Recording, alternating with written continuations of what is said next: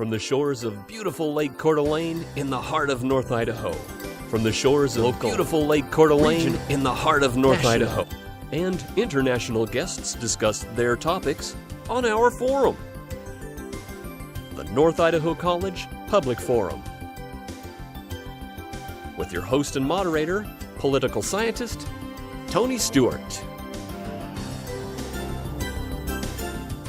I am most pleased to welcome you to a two-part series starting today. We have as our guest an author of a very exciting book, and she is on a national tour, and we're delighted that she could take time to be with us both this week and next week. I want to welcome to the program Patty Dickinson. Patty, welcome to our program. Thank you. Good luck on your tour, and I want to introduce you by talking a little bit about your book. I want to show our viewers that we'll ask our crew to get a shot of this. It's called Hollywood the Hard Way, A Cowboy's Journey. Mm-hmm. And I know that you've just finished a rather exhaustive tour and that you are resting here where you live here in the Northwest for a few days before you go out on tour again. And as I've already indicated, it certainly is a delight having you on the program. When we get into the questions, we'll get more into your background, how you came about writing this book and what it's all about. But first of all, I'd like to welcome to the program, as always, our regular panelist, Janelle Burke, who is an attorney in the state of Idaho and has been on the program for many years. And Patty, just 3 or 4 weeks ago, actually about 6 weeks ago, we introduced the 28th year of our forum, and so we're happy to have you here in our 28th year. Well, thank you, and I'm honored to be here. And with that, I shall ask Janelle Burke to commence today's questioning. Patty, you and I have had a chance to visit a little bit and get to know you. I've gotten to know you, but I think our viewers would like to know more about you as well. You're an author. How long have you been writing? I've been writing 5 years now. I did not start writing until my husband and I moved to Idaho 6 years ago, and it was the first opportunity that I've ever had to do something other than an 8-to-5 job. And so I kind of stepped back from this busy life that I led and said, ask myself, what is it you want to do with the rest of your life? And writing was the answer. So I commenced to teach myself how to write. And how do you do writing? When you talk about writing, what do you mean by writing? Well, there is a difference between wanting to be a writer and wanting to write. I think people have sometimes a skewed view of what it is to be a writer. To write is, for me, to spend 8 to 12 and then 1 to 5 every day writing. I did, when I decided that I wanted to teach myself how to write, I read how to write books all day, and then I read novels and stories at night. And then I began to write my first novel. Hollywood is my second book and my first published book. I was reviewing your life. You were so generous to give us material in advance. And prior to writing Hollywood the Hard Way, A Cowboy's Journal, and I should point out that this is also published by the University of Nebraska Press. Yes. And people may want to know how to get a copy, which we would encourage them to do so. You have had a very varied experience in life, and I would like to ask a two-part question. First of all, if you'd share with our viewers some of the different things that you've done, because I have a suspicion on part 2 of my question that has enriched your ability to write this particular book and others that you are working on. Many people, for 40 years or 45 years, at least in the past, have one particular job all that time, although now individuals are changing jobs more often. But share with us some of those enriching experiences. I have brought a varied, wide range of experiences to my writing life. I have been in business for myself as an interior designer. I have worked in the medical field for 10 years, beside the doctor, assisting in minor surgery, taking x-rays, giving shots, that sort of thing. I've been a bookkeeper. I've worked in a bank. I know there's a few others in there. I'm quite sure that, a waitress once when I was a kid. So there is a wide range of things that I've done. And it does lend itself to a wide range of experiences that, that come about and are helpful in writing. And so, not necessarily in this book, as we get into it a little later in the program, but mostly next week, that we wanted to talk about the details and the content. As you're looking at other publications, and this is a true story, right? Which we haven't indicated, but if you write novels, wouldn't that help you develop the different characters in novels? You have a number of characters. Absolutely. In writing a novel, now I've completed one, and I'm just pages away from finishing the second one. You can make up whatever. So I can use my background in medicine, which I've done, in interior decorating, which I've done, in banking. I mean, I really literally used everything I've ever done. You bring it to the book. Of course, in a nonfiction book, that's a little bit different, but still, it can't help but filter through. The things that you've done come through in your writing. It's like research.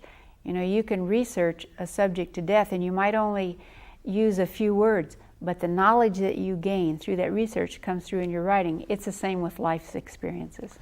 Another question I'd like to pursue that Janelle reminded of during her first series of questions, and that is, we've interviewed on this program over the years many authors from many different ways of approaching writing and subject matter in the books. My question is, are you a very disciplined writer? Do you write at the same time every day, or do you have just certain times when do you have writer's block, as some people talk about it? The mood has to be correct. Everybody gets writer's block, I'm quite sure of it. But as I explained to Janelle earlier, that Michael Crichton has a little bit more of a crude way of saying it, but derriere to the chair is the way I put it. I am a disciplined writer. It's a profession to me. I try to be a professional, and I try to keep office hours, and I write whether I feel like it or not, because writer's blocks are best overcome by getting into the story.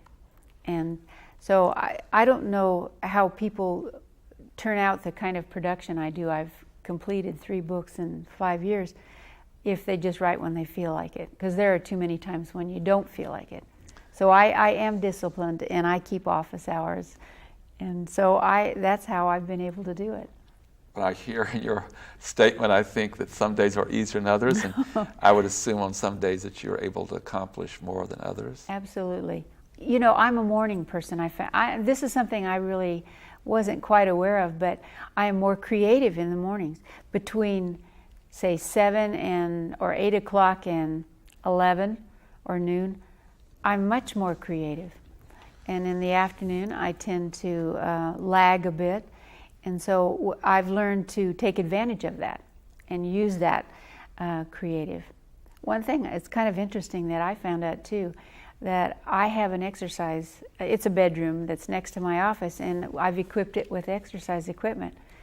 And when I'm walking on the treadmill, which I do sometimes in the afternoon to read the material that I've written in the morning, it's amazing how there's something about walking and thinking or trying to solve a writing problem that can occur while I'm on that treadmill. So I would say my treadmill is one of my greatest tools. Well, that's a really good technique to hear about. Yeah. Janelle Burke. You've just returned from some very interesting experiences, and once a person has written a book, that's not the end of it. You have other things that you have to do. So what does a writer do once they've written the book? What kinds of activities are they involved in promoting the book? A university book, a regional press book, any book that isn't a bestseller or a best-selling author like John Grisham or Tom Brokaw or Sandra Brown, that doesn't, where the publisher promotes your book, you have to do it yourself. I went to a writers' conference last October, and one of the speakers there said to a group of us that after all of this, that the time spent in writing the book, and for me on this one it was 4 years, that if you don't promote it or help to promote it, it is the equivalent of quitting at mile 25 of a 26-mile marathon. And that really struck home with me.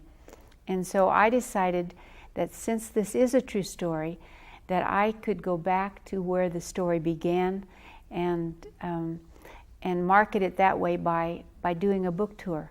And I set that up myself. That was not done by the publisher. I did that. And it was, there again, a way of marketing it. And I included speaking engagements and talking to schools and radio and TV interviews. This particular book involves a journey, and you have taken from the very beginning and followed in the footsteps of that journey at least part of the way. It might not ever be possible to do all of the way because of the places that he did go, but you have followed part of the journey. So what was it like to actually feel like you'd followed in the footsteps? It was kind of a journey of my own. You know, there's a parallelism here, I think, because this young man was barely 20 when he started on this journey, and it was an unknown what he was going to run into, what he would have to deal with. And now this is my first published book. I'm starting off on a book tour that I've never done. For me, it was a journey of my own, and I would have to say that it was, in no way can I compare it to his journey, in that I did not I was not in any physical danger like he was, but it was plenty scary to start off and not know what I'm up against or what's a book signing like, you know. Well, I found out it was quite wonderful, and that the people were very receptive, and you met some wonderful people. Oh, I did. Who had a part in this journey, actually, in a way. I did.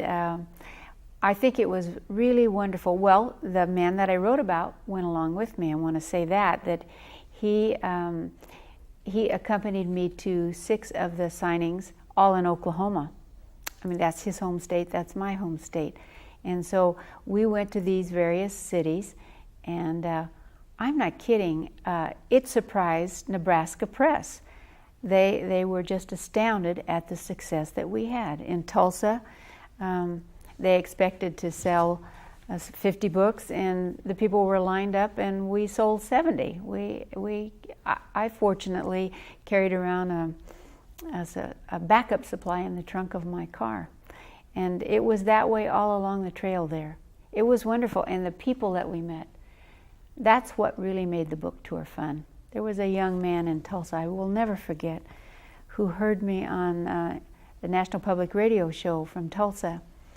And he said that he came, he had to meet this man that I wrote about, and he came down there, and he said that reading this book made him want to go out and buy a horse and ride to Hollywood. And the way he just shook Jerry Van Meter's hand, the hero of the story, I bet he kept coming back to shake his hand, you know, as if he couldn't get enough. It was wonderful, meeting people like that, youngsters, old folks, young folks, businessmen, everybody. It was really nice, and that's what made the tour memorable. Near the end of today's program, we'll get start into the content or how you came to write this particular book, but a few more questions, because I think young writers in particular would really be able to benefit from what you're talking about. A couple more things about the tour. You did something that I believe is somewhat unique. We should tell our viewers, first of all, where all you went on this first round, and then where you're going next, but you used modern technology for people to follow you on the tour. Would you share that with our viewers? Yes, that was really quite unusual. It's never been done before, I've been told. The book, it came about because of the style of the book. I wrote the book taking the reader on the journey along with this young man. An online magazine, they called them e-zines, it's called American Western E-Zine, publishes a magazine dedicated to Western readers. I sent them a copy of the book, and they were so enamored with getting to go along on the ride, they asked me to take readers of their magazine along on my book tour with me. So every day from the trail, it was called On the Author's Trail, every day I wrote in my impressions of what I saw, where I went, who I met, the funny things that happened. I had promised to report the good, the bad, and the funny, and there were plenty of all three. And I did that every day from the trail. So by logging on to this website, which is www.readthewest.com, people could go on this book tour with me. And we were in some strange places. So there were some people who were very familiar with that website that read it with you every day, or actually you gave them the story and they read. And so they were not physically there, but they really were there mentally. I tried to take them in the book. I try very hard to for the reader to see what Jerry saw, smell what he smelled, hear what he heard, feel what he felt. Well, that's what I tried to do on the book tour too when I wrote in. For instance, I ended up the tour by going to the National Cowboy Hall of Fame, and I took the reader there, or the e-zine reader there with me as well. I tried to do that in all these places.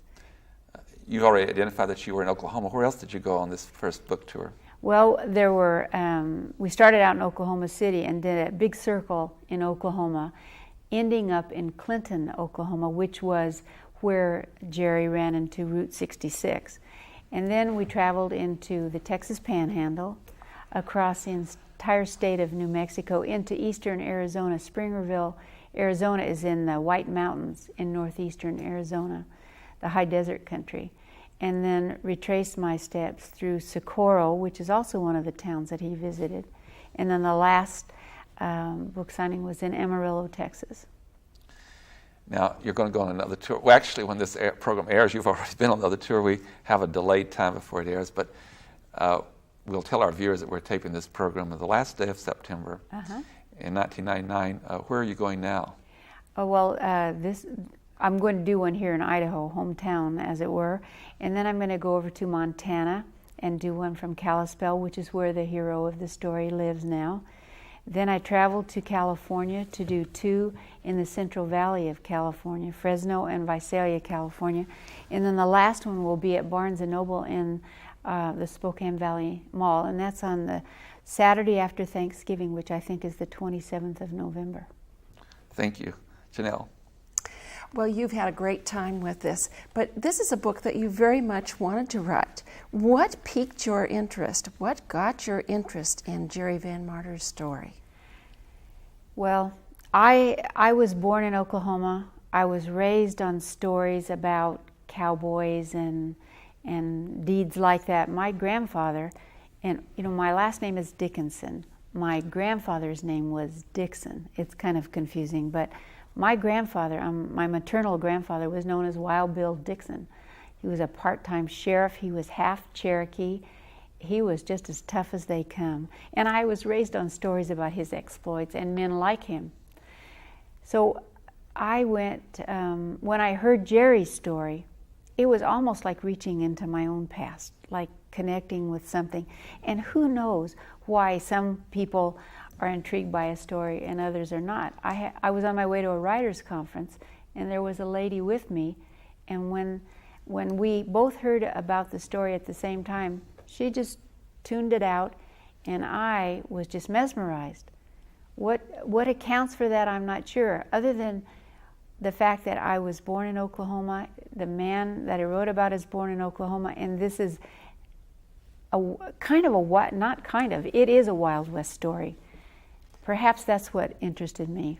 But it's also a story about heroes. Oh, it is. And you were searching for that story about the good. That's right. I don't know why it is, but perhaps it's a reaction to our times. But I have for years searched for heroes, and I've sorry to say have not found one. I don't find well-paid athletes to fill my definition of a hero. This man does. And so I think that too is a great part of why the story appealed to me so much. He has a pure heart, this man. And it's a pure, innocent story. And the truth of it is, there was nothing fancy about it, because he did it for all the right reasons. He didn't do it for money, for fame. He never even knew what the bet was for. So to me, and then the way he's conducted his life, he is a hero. And yes, definitely that had a lot to do with the appeal of it to me. It also appeals to people today because we're still going through some of the same throes that you write about in the book, and that is can the family ranch, the family farm continue to exist beyond today? And that's a very pertinent question in our time as well as in the time that you're writing about. So it does have a connection. It does. In 1946, when he made this ride, this was the beginning of a huge change in America. The shift from rural to urban, people leaving the farm in droves and going to the city. And I think the beginning of the end of what little was left of the cowboy era. And family farms today are suffering. I met many family farmers on this trip. Mark Ritchie out of Enid, Oklahoma, used to farm 1,000 acres. He's now down to 300 acres. He's a wheat farmer. And I met a lot of wheat farmers back there who are really suffering and wondering whether they can hang on. Mark Ritchie, he's like the fourth generation Oklahoman that's farmed this same farm. And he wants desperately to hang on to it. There are parallels, but then isn't that history, you know? Yes. We have some time left, and not a lot, but I do want to put out, I'll confess to our viewers, a teaser for next week. I know we have viewers watching saying, well, let's get into the book. Let's find out what all it's about. We've already identified who your hero is, and it's Jerry Van Meter, I believe. That's right. And he grew up in Oklahoma, and he now lives many, many years later in Montana.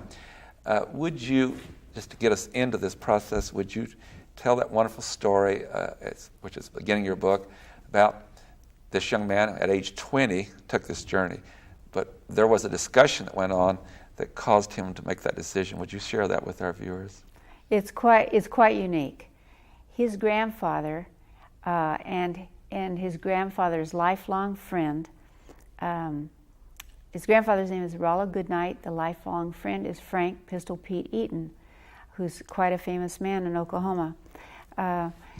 They were in the Cherokee Strip Parade in Enid, Oklahoma, the 52nd annual Cherokee Strip Parade in 1945.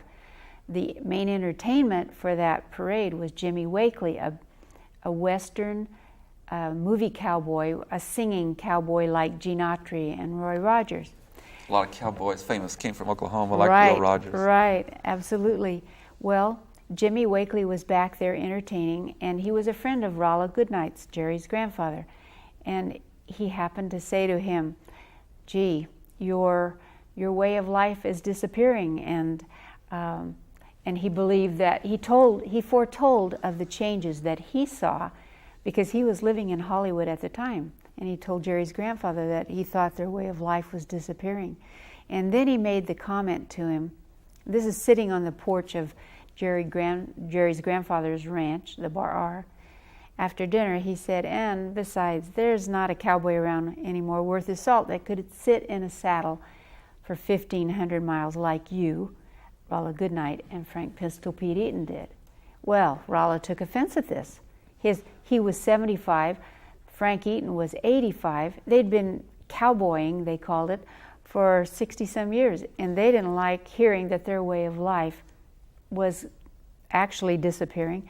And so Rollo said to him, wait a minute, I have someone who's every bit the cowboy that I was, and he can sit in the saddle for 1,500 miles and more if needed. In fact, he can ride to Hollywood without a herd in 50 days or less. Put your money where your mouth is, Jimmy. From Oklahoma to Hollywood. From Guthrie, Oklahoma to Hollywood, California, halfway across the country, 1,500 miles. And Jimmy Wakely, who just made this social comment, kind of, well, a Goodnight making a bet was so unusual, he said, wow, okay. And the bet was made. And what year was that? That was made in September of 1945. And the trip took place in 46, was it? Yes, because it was so late, it was impossible for Jerry Van Meter to start on this 1,500-mile horseback ride. So it was made the following spring, and he left Guthrie on May the 4th, 1946. We're talking about 53 years ago. That's it. when you talked about meeting a young man in Tulsa that would like to do this, 53 years later, it might be much more of a challenge in some ways because of the urban areas and so forth. And we will, next week we're going to get into what happened on that journey on the way to Hollywood. And maybe our viewers will not stay in suspense because obviously if you hadn't made it to Hollywood, you probably I wouldn't have written the book. Right, right. But my curiosity caused me to ask something else, and that is, do you know what the bet was? Never. I do not know. Jerry does not know. No one knows. Rolla Goodnight and Frank Eaton and Jimmy Wakely all died, and they took the amount of that bet to their grave. That wasn't what Rolla told Jerry was that it doesn't matter what the bet is. Mm-hmm. It's the principle. It's the principle that cowboying is a good way of life, and that our way of life isn't dying. But Jerry never knew. But it didn't matter, he said. He did it to honor the fact that his grandfather made the bet, whatever it was. We're underscoring here that he wasn't taking this long journey because there was some major financial reward.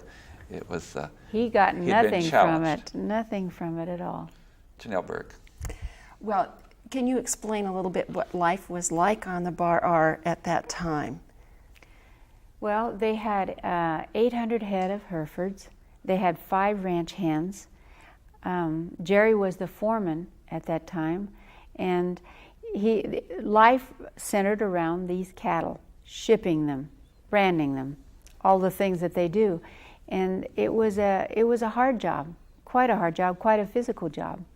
And so there wasn't a time for leisure in those days. But one thing that was important was this Cherokee Strip thing.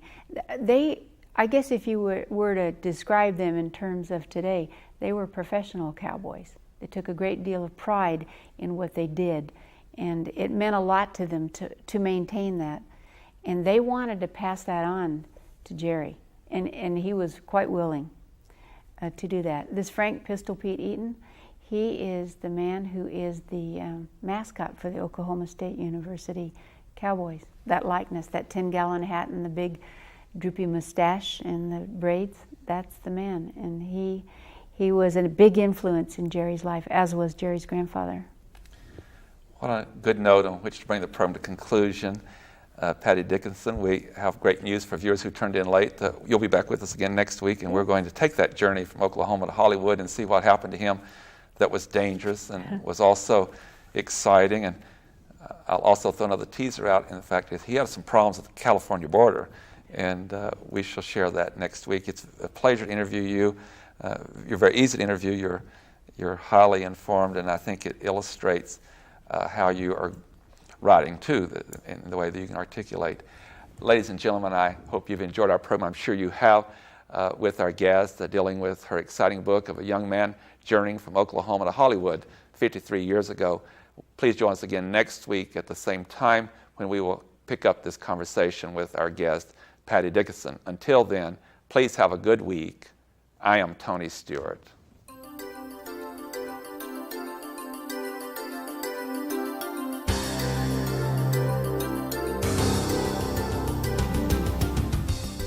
North Idaho College Public Forum is the longest-running public television show of its type in North America and is seen in 7 states and 2 Canadian provinces. Each episode is pre-recorded live and is an educational community outreach from North Idaho College. Please join us again at this same time next week for another new edition of North Idaho College Public Forum on this public television station.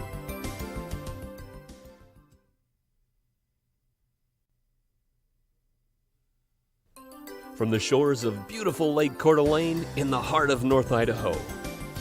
Local, regional, national, and international guests discuss their topics on our forum. The North Idaho College Public Forum. With your host and moderator, political scientist, Tony Stewart. I am very pleased to have you join us in our second program, a 2-part series with our guest, an author who wrote a very exciting book. And on last week's program, we talked about how she goes about writing and her techniques. And At the end of the program, we had just got on this journey about the hero in this book. I want to welcome back to the program Patty Dickinson, who was with us last week. Her book is entitled Hollywood, the Hard Way, A Cowboy's Journey. And I have a copy of the book here, and it's put out by the University of Nebraska Press. It's a very exciting book about a hero from many years ago. In fact, this journey took place in 1946. It's been 53 years ago. And on today's program, we will go on that journey from Oklahoma to Hollywood. But before I go further, I want to welcome you, Patty, to our program. Last week was very exciting, and we enjoyed it very much. Thank you. Thank you for having me. I've enjoyed it. And before I introduce our panelists today, I want to also thank KSPS TV Channel 7 in Spokane, the public television station. Last week and this week, we're using their studios to interview our guest. And KSPS has always been dear friends of our program, and we're grateful to have that affiliation with them, as well as some other public television stations that we're on. Janelle Burke is our panelist, our regular panelist, and we shall invite Janelle to commence today's questioning. Patty, we've had great fun visiting about the cowboy's journey. It was quite an incredible journey. What precipitated the journey? Why did he make it? It was because of a bet his grandfather made with a famous movie star to settle whether cowboying was still a way of life. And that was all it took. That's why he went. And the famous cowboy movie star was? Jimmy Wakely. He was a singing cowboy like Gene Autry and Roy Rogers. And the young cowboy's grandfather was a landowner, a rancher, if you will. Yes, Rolla Goodnight owned the Bar R, which was a 5,000-acre cattle ranch. And he was also a cousin of Charles Goodnight, who was a trailblazer, who founded the Goodnight Loving Trail, one of the main cattle driving trails of the old days. And so the bet was on, and we don't know how much the bet was, but it was that the young cowboy could ride to California. And what were the circumstances that he was supposed to get there under? He had to do it without a herd to slow him down. His grandfather figured that he could do it in 50 days or less, and that all he would do is just take with him what he could carry with him on his horse. And so what did he, in fact, take with him?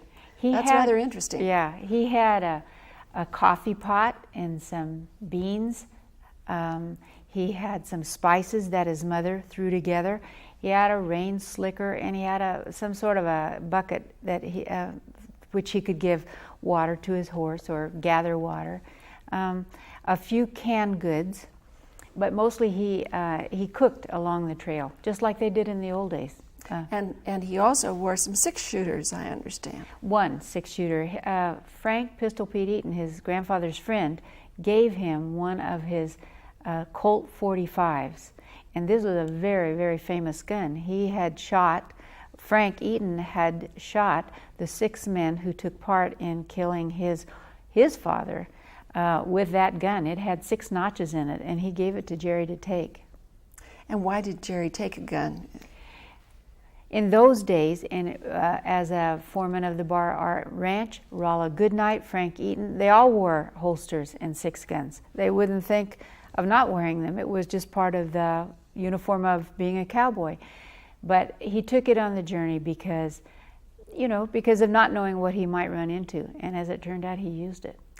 And a very important part of his preparation was the selection of a horse. Because the horse was going to be a very important part of that journey. What horse did he take? Actually, the horse was also a gift from Frank Eaton. Frank Eaton had this Osage Indian mare, 5 years old, and there was both Frank Eaton and Rolla Goodnight knew it would take an extraordinary horse to make this journey.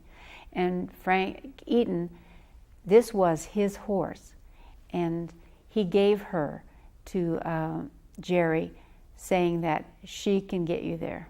She'll eat a swath of grass a mile wide all the way to California, but she will get you there. And indeed she did.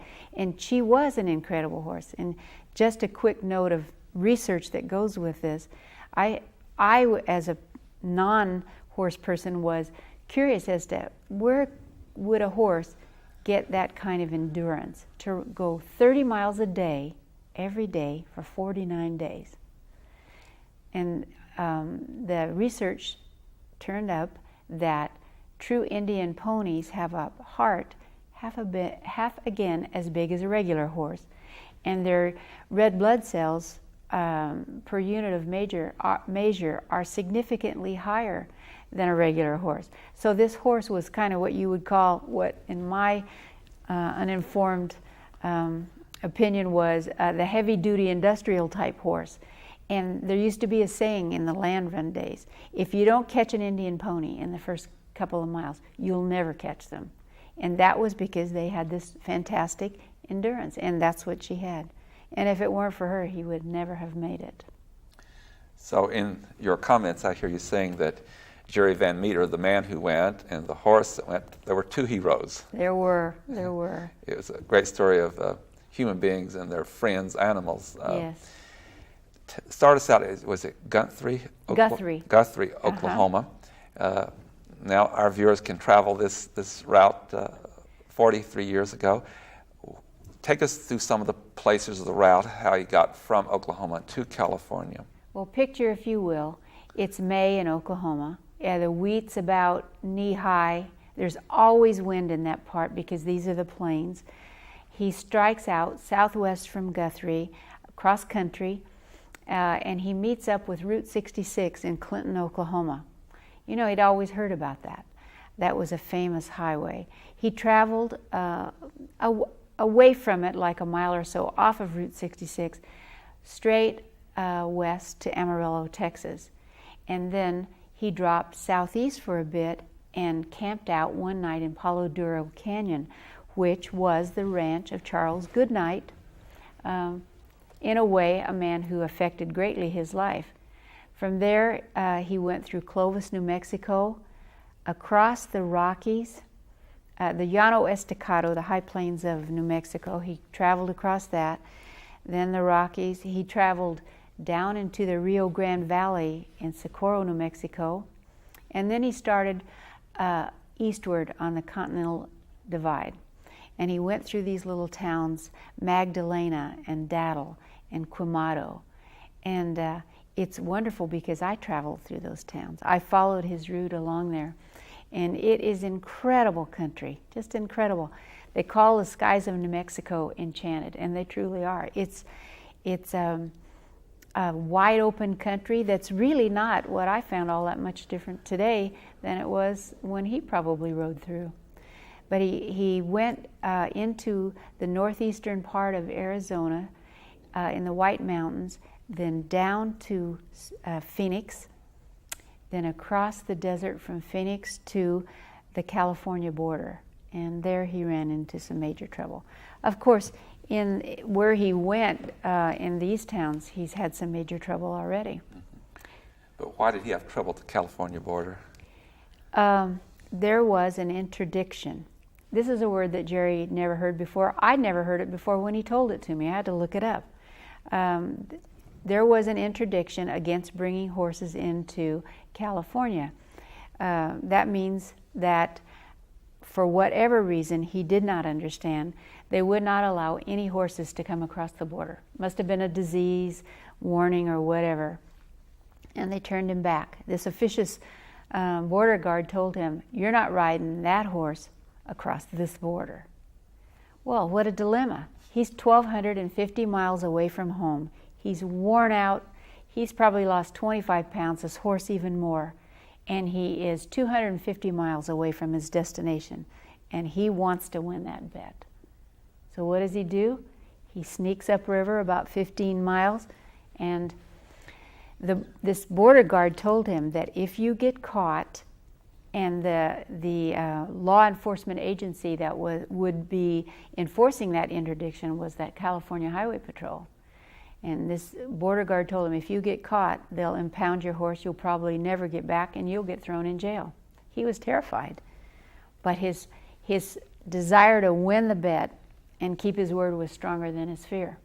But that really did affect his decision, and it almost killed him and the horse, because what he did was to walk straight across the Mojave Desert. What he had intended to do was follow Highway 10 alongside the highway, so that he had the service stations and stuff, grocery stores along the way that he could depend on. Instead, what he did was he walked across the Mojave Desert leading his horse. His horse was weakened by that time, and he was afraid if he rode her, he would do her in. So he walked all the way across the Mojave Desert, 100 miles. Not only was he determined, but he had a very humanistic approach toward his horse. Oh, he loved that horse. And the survival. But he did make it, and where was his destination in California? And tell what a special event that was. Well, his destination was Hollywood, North Hollywood actually. When he stumbled in off the desert, it was in Indio, California, into more or less the arms of a rodeo rider who befriended him. And he told the rodeo rider, his name was Kevin Lamb, told him, I want you to go visit my friend when you get to Hollywood. He has a ranch there, and he can help you and take care of your horse. And so Jerry was headed for his ranch. And he did the last 50 miles, he rode along Route 66. He joined it again in San Bernardino, and he said it was like running into an old friend. It was wonderful. And even though he was exhausted and tired, he stopped off of it for a few minutes in the city of Pasadena, in this park, because his horse was tired, he was tired, they needed to eat. And they stumbled into the park that housed the Rose Bowl. And he looked up, and he knew what the Rose Bowl was and where it was, because they always listened to the Rose Bowl game on the radio. But there it was. And he walked around the Rose Bowl leading his horse, and the gate was open, and he could not resist. It was just too much. So he walked a road fan through this tunnel, which was a player's tunnel, into the Rose Bowl, and down onto the field. And Fan ate some Rose Bowl grass, and he said, if ever a horse deserved to eat special grass, it's you. And then they rested there for a bit. There was a man there who actually was the caretaker, and he was working on some carts, trotting horses, and he had hay, and he fed Fan, this man fed Fan and invited Jerry to rest, which they did. And so Jerry rested, and Fan ate, and he said, without lying, that he could say that both he and Fan had been in the end zone of the Rose Bowl. But it was a great moment, because I think he was probably suffering from dehydration, no doubt, and fatigue, no doubt about that either. And he had this kind of a magic moment in there where he thought he heard people cheering for him and his horse. And he said that was the moment that he realized he'd won. He'd won the bet, and he'd made it. He made it to Hollywood that night, and to the ranch that Kevin Lamb recommended. But it was that moment in the Rose Bowl when he actually realized that he'd made it. Thank you very much. That was a beautiful story. Janelle Burke. Throughout the book, you tell about events that are current to that time. What were some of those things that were going on right then? I used those events in the way of, I searched the archives of newspapers along his route, and those headlines begin each chapter, the date that he was in that town, and the headlines from the newspaper. And for instance, Dow Jones hit 191 in view today. That's right now, kind of interesting. Today there would be a disaster. Right. The first polio case was discovered that year. DDT was invented that year. Freezing food was presented that year as a way of preserving it. They'd never heard of that before. Jet travel was proclaimed not an efficient way to fly, and that it would never be popular after the war. President Truman was the president then, and he was upset that nuts and morons were getting driver's license, and was quoted saying that in the newspaper. Can you imagine a politician saying that today? So what it does, these headlines set the tone for what made news in that day. The CIA, Central Intelligence Agency, was formed. The first stirrings about Vietnam came out then. So, and the Marshall Plan, that in which the United States helped feed and put Europe back on its feet, took up a great number of those headlines. How we were short of things here because we were sending them abroad, and how housewives were chasing bread trucks, shouting bids for bread and things like that. It was fascinating, and one of the most fun parts of the research that I did. It really is exciting. You're such a wonderful avenue for this story, and you just do an excellent job. You also indicate in your writing that he had some fun times or rewarding. He had some real dangers. His life was in danger. First, take us through some of the risky things that happened. That he could have lost his life, or the horse could have died, and of course the book would not have been written because it would not have been finished. Well, first off, the horse got distemper in Clovis, New Mexico, came down with it. Distemper for a horse is like pneumonia and quite dangerous, and she did almost die, but he made it just in time and got her help. Actually, Jerry and Fan cheated death, I figure, about 3 different times on this trip. In the Salt River, they had to cross it. He didn't know there was a bridge. He crossed the river at the first point that he saw it. I'm sure looking back he probably laments the fact that he couldn't or didn't find the bridge, but he and Fan got separated and washed down the river. She came out on her own and climbed an 800-foot trail up an 800-foot cliff, and he washed up downshore probably a couple miles further than she, and some very nice Apache Indians from the Apache Indian Reservation there saved the horse and gave her back to him. He had a shootout with 3 thieves west of Quemado, New Mexico, and they sneaked up on him in the middle of the night. And his training with his grandfather and Pistol Pete is what allowed him to survive that. He heard them coming, just a 6th sense, and he got out of camp, and then he surprised them, and he actually drew down on one of them who had the misfortune to draw his Colt on Jerry, and Jerry shot the gun out of his hand. And it was a moment he would never forget. And then I guess, he got he fell asleep in the saddle after that because he spent the night after that not sleeping.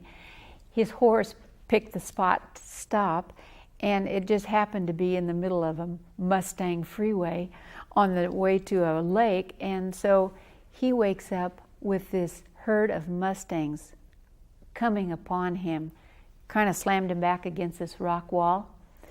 And then further on, he wanted to go in this canyon that had rock walls on both sides, and Fan refused to go. And when he tried to make her go, she bolted and turned around and ran.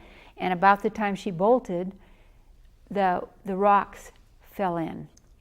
It was a rock slide, and she knew it was coming. And he was just astounded. I mean, he thought she was an incredible horse before that, but after that, he thought she was smarter than he. And then the last, of course, was the trip across the Mojave Desert, which was a terrible thing. They almost did die. And they were down to no food and a cup full of water. He didn't even drink any water, and he really didn't let her drink water. He would just wash out the tissues of her mouth to keep her mouth moist, and then he would drink what was left from that. They wouldn't have lasted much longer. He knew it. And he thought, as a matter of fact, he was walking along the desert, and it was night.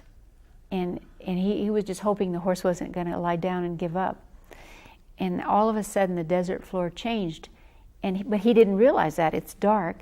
And he thinks he's dying because now he's walking uphill, and his muscles are burning, and he's breathing hard. And he thinks, I'm dying. Is this what is dying like? And what it was he came out at the top of a knoll, and he saw lights in the distance. And he figures they were about 15 miles away, and he said, if we can see it, we can make it. And he wouldn't give up, and the horse didn't give up either. They both had the same fortitude, had the same strength. without either one of them, that it Both could of not them have had happened. heart. You can say that, you know. It's remarkable. I'll go back to Janelle in a moment, but one thing we must get across is that the bet was to be there within 50 days, and they made it in 49. Is that He correct? made it like 8:30 at night on the 49th day. He was so tired, the horse was exhausted, but he would not quit, and he was going to make it a day ahead, and he did. You know, well, I'll let you ask your question, Sure. but I do have a comment about him. Go ahead. Go ahead. Well, in the front of the book there is a... I'll give you the book if you'd like. No, I have this memorized Okay. quite well. In the front of the book there's a quote that I use. It's an anonymous quote that says, "Courage is not the absence of fear, but the conquest of it." And that's the essence of the story. It wasn't that he wasn't afraid, because he was. And he was afraid, but he did it anyway. He had a chance to cheat. He wouldn't do that. He had ample reason to quit, and he wouldn't do that. And that's why I really call him a hero. Yes. My question was really along that same line. We talked about the bet, but we didn't say that he never knew how much money it was. So it was not a question of money. It was a question of principle. And honor. He was part of the Goodnight tradition. His grandfather was a Goodnight, and his mother was a Goodnight. And it was to honor that tradition that this Charles Goodnight set. It was also to just honor his grandfather. In those days, when your grandfather said, "I want you to ride halfway across the country on this horse," for no other reason than I bet, in those days you did it. On my book tour, I asked the children in some of the classes, said, "What if your grandfather came home and told you to ride halfway across the country?" And their answer was, "No way." Times were different then. And the bet was really over whether or not a way of life could continue. Yeah. And what he found out was that Jimmy Wakely was right, that the world was changing at a rapid pace.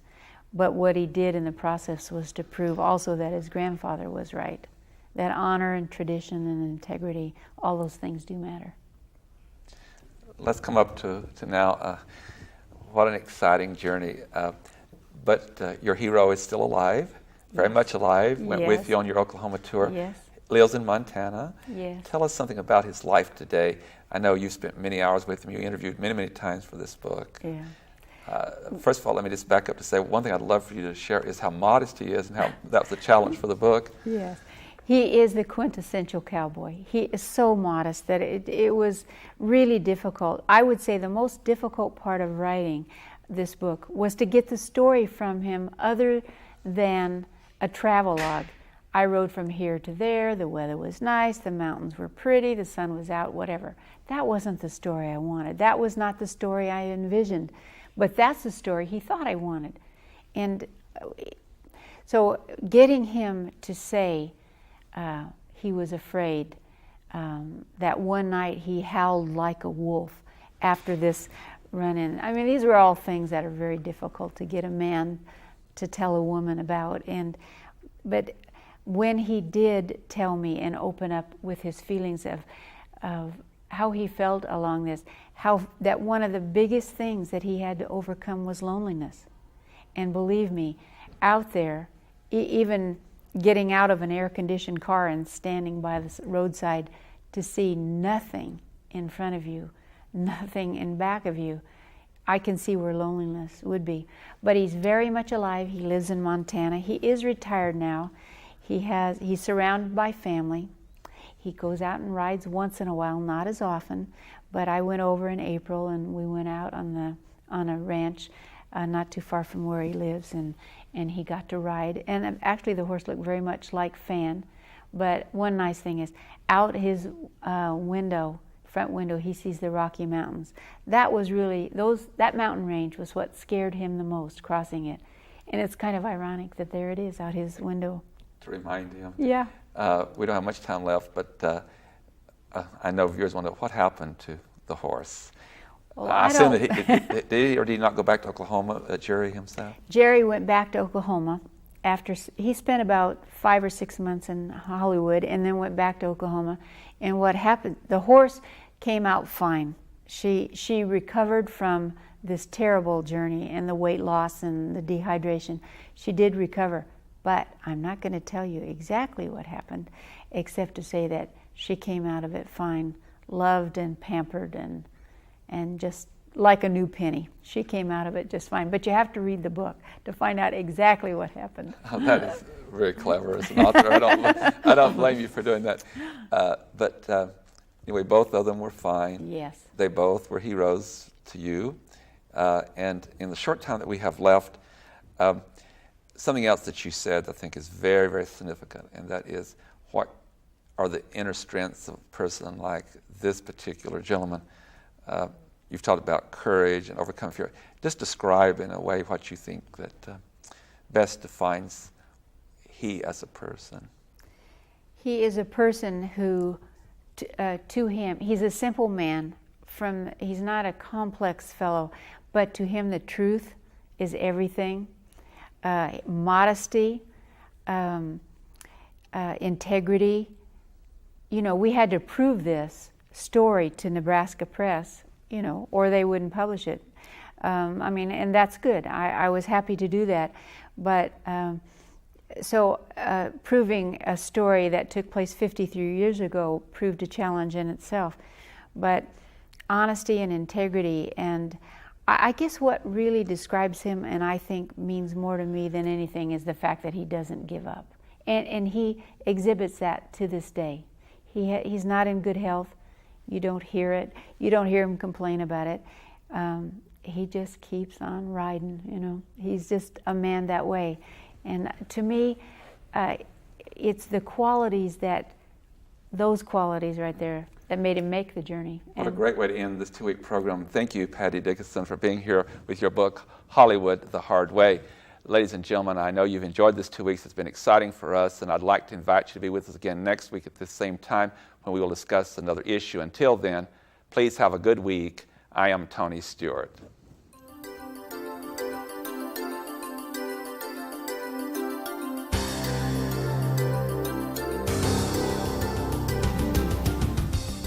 North Idaho College Public Forum is the longest-running public television show of its type in North America and is seen in 7 states and 2 Canadian provinces. Each episode is pre-recorded live and is an educational community outreach from North Idaho College. Please join us again at this same time next week for another new edition of North Idaho College Public Forum on this public television station.